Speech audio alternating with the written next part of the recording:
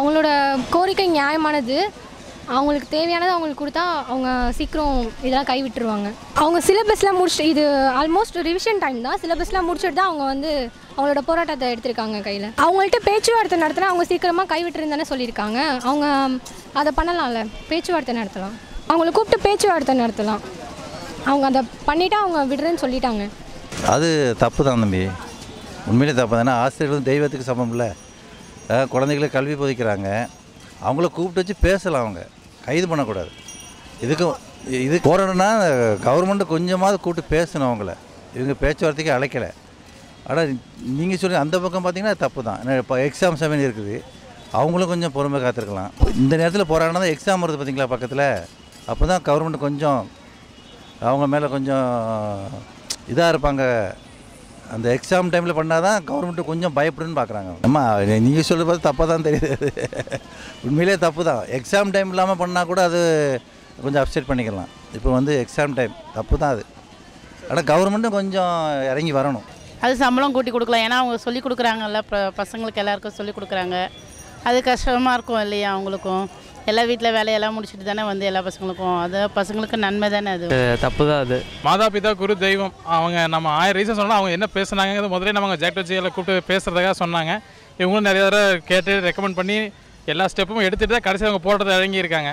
இருந்த சமயத்தில் கொஞ்சம் கைதுங்கிறது கொஞ்சம் எப்படி நம்ம எக்ஸாம் டைமில் டீச்சர்ஸ் ஸ்ட்ரைக் பண்ண தப்போ அது மாதிரி இந்த எக்ஸாம் டைம் நம்மளும் வேறு புதுசாக போடுறவங்கள போட்டு அவங்க ப்ராக்டிக்கலில் எந்த லெவலில் பண்ணியிருக்காங்கிறது என்ன இருந்தாலும் ஒரு 10 months பார்த்த ஸ்டூடெண்ட்ஸுக்கு தான் அவங்க டீச்சரை பற்றி தெரியும். நம்ம அந்த பசங்களுக்கும் அந்த ஸ்டேஜ் ஃபியர் அவங்க சமயத்தில் 1000 இருந்தாலும் ஒரு எக்ஸ்பீரியன்ஸ் டீச்சருங்கிறவங்க அவங்க ப்ராக்டிக்கல் டைமில் கொஞ்சம் ஹெல்ப் பண்ணுறது, எந்த எக்ஸ்பெரிமெண்ட்டில் என்ன ப்ராப்ளம் இருந்தாலும் அதை ரெக்டிஃபை பண்ணுறது கொஞ்சம் ஹெல்ப் பண்ணுவாங்க. புதுசாக வரவங்க எந்த மாதிரி சொல்லுவாங்கன்னு தெரியாது. இது கைதுங்கிறதெல்லாம் கொஞ்சம் தேவையில்லாமல் கொண்டு போயிருக்க வேண்டாங்கிறது என்னோட தாழ்மையான வேண்டுகோள் தாங்க. நிறைய பேர் வேலை இல்லாமல் இருக்கிறாங்க, இவங்களுக்கு இவ்வளோ சம்பளம் கொடுக்குறாங்க, அந்த சம்பளத்தில் அதை வச்சு நல்லா யூஸ் பண்ணிக்கலாம். இப்போ எவ்வளவோ பேர் வேலை இல்லாமல், இப்போ நாங்கள்லாம் பாருங்கள், இன்றைக்கி டிஎன்பிசிக்காக வந்து உட்காந்துருக்கோம், திருநெல்வேலியிலேருந்து வரோம்.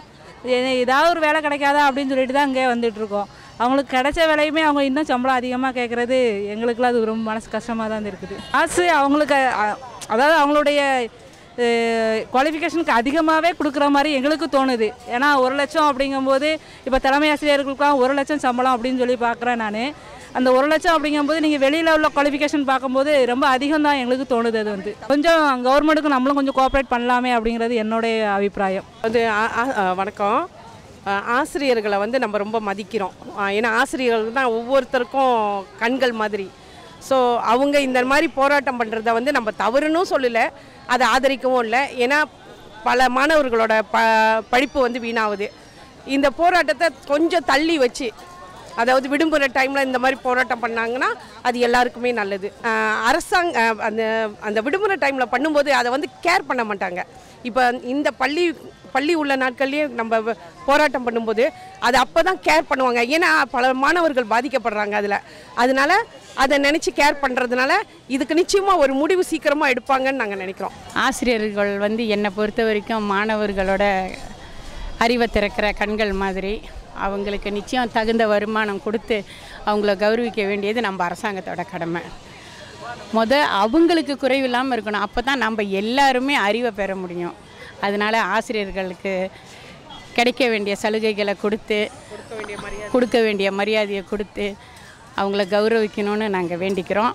அந்த கைது பண்ணின அந்த இதிலேருந்து அவங்கள விடுதலை செஞ்சு அவங்கள கௌரவிக்கணும்னு நாங்கள் வேண்டிக்கிறோம். அவங்க ஏன் போராடுறாங்கன்னா அவங்களுக்கும் வருமானம் பத்தலைல்ல, அவங்களுக்கும் குடும்பம்னு ஒன்று போராடலாம். ஏன்னா இந்த மாதிரி போராடினா தான் மக்களுக்கு தெரியணும், ஒரு வேளை அவங்க செய்யலாம் இல்லைங்களா, அது பாதிக்கப்படுதான். இப்போ அந்த மாணவர்கள் என்ன ஆசிரியர்களுக்கு சப்போர்ட்டாக தானே இருப்பாங்க. மக்கள்கிட்ட வந்து பத்திரிக்கை முகநூல் இது மூலமாக வந்து ஆசிரியர்கள் வந்து சம்பளம் அதிகமாக வாங்குறாங்க, இன்னும் அதிகமாக கேட்குறாங்க அப்படிங்கிற கருத்து தான் பரப்புகிறாங்க. ஆனால் ஆசிரியர்கள் வந்து எதுக்கு வேண்டி போராடுறாங்கன்னா, ஒரு 23 மாதம் ஏதோ நிலுவைத் தொகை இருக்குது, அதை வந்து தரமாட்டேன் அப்படிங்கிற மாதிரி சொல்கிறாங்க. ஆனால் நிறைய இளைஞர்கள் வந்து வேலை இல்லாமல் இருக்க தான் செய்கிறாங்க. அவங்களுக்கு கூட வேலை கிடைக்கும். ஆனால் அவங்களோட நியாயமான கோரிக்கைகளை வந்து எல்லாத்தையும் வந்து என்னென்னு புரிஞ்சுட்டு தமிழ் அரசு அவங்களோட பேச்சுவார்த்தை நடத்தினா நல்லாயிருக்கும்னு நினைக்கிறேன். அது அரசு தான் முடிவு செய்யணும். இருந்தாலும் பசங்களுடைய படிப்பு வீணாகுது, போனால் நல்லாயிருக்கும். தமிழ் அரசு அதுக்கு முயற்சி செய்யல, இன்னைக்கு கூட ஐயா எடப்பாடி அவர்கள் அவர் தான் சொல்லியிருக்காங்க, உங்களுக்கு எல்லாமே நாங்கள் செஞ்சிடறோம் திருப்பி போங்க அப்படின்னு. அதை கேட்டு ஆசிரியர்கள் போனால் நல்லாயிருக்கும். டீச்சர்ஸ்ன்றவங்க நம்மளுக்கு சொல்லித்தரவங்க, அவங்கள அரெஸ்ட் பண்ணுறது, அவங்க நியாயம் எதுன்னு பார்த்து சப்போர்ட் பண்ணலாம். இல்லை, அது அவங்க போராடுறது அவங்க தப்பு தானே. லீவ் நாளில் போராடலாம்ல. இப்போ ஸ்டூடெண்ட்ஸ் பப்ளிக் டைம் வந்துச்சு, இந்த மாதிரி டைமில் போராடக்கூடாது. கவர்மெண்ட் சம்பள உயர்வு கொடுத்தாங்களே கவர்மெண்ட் ஜாப் எல்லாருக்குமே. இப்போ தான் 7th பே கமிஷன் வந்துச்சு, திருப்பியும் உடனே போராடினா அவங்க என்ன பண்ணுவாங்க? கவர்மெண்ட்டும் சரியில்லை. 2 பேர் பக்கமும் தப்பு இருக்குதான். ஆனால் இவங்க வாத்தியாருங்க எடுத்த முடிவு தப்பு தான். சம்பளம் அதிகமாக தான் கொடுக்குறாங்க, மறுபடியும் அதிகமாக கேட்குறாங்களேடா. என்னண்ணா ஏற்கனவே வேலை இல்லாமல் நிறைய பேர் சுற்றுறாங்க. எல்லோரும் சனி ஞாயிறில் போய்ட்டு போகிறாங்கன்னா பரவாயில்ல, ஸ்கூல் டேஸ் இருக்கிற டைம்லேயே போய்ட்டு போராடுறாங்க. அதனால் கண்டிப்பாக பாதிக்கப்படும். குழந்தைக்கு அறிவு கல்வியை போட்டுவாங்க எல்லாமே. அவங்களுக்கு தர வேண்டிய முறைப்படி கொடுக்கலாம், தப்பு இல்லை. எவ்வளோ செலவு பண்ணுறாங்க கவர்மெண்ட்டு, என்னென்னவோலாம் அனாவசியமாலாம் போகுது காசுங்க பல வழியில். இது ஆசிரியர்களுக்கு கொடுக்கலாம். குழந்தைங்களுக்கு பாடம் சொல்லி கொடுத்து அவங்கள பெரிய ஆளாக்கி எதிர்காலத்தில் நல்லா இந்தியர்களாக்கி வராங்க. அவங்களுக்கு செலவு பண்ணுறதுல தப்பே இல்லை. என்னோடய கருத்து அதுதான். இந்த வீடியோ உங்களுக்கு பிடிச்சிருந்துச்சுன்னா லைக் பண்ணுங்கள், ஷேர் பண்ணுங்கள், கமெண்ட் பண்ணுங்கள். முக்கியமாக தி தமிழ் எடிஷன் சேனலுக்கு சப்ஸ்கிரைப் பண்ணுங்கள்.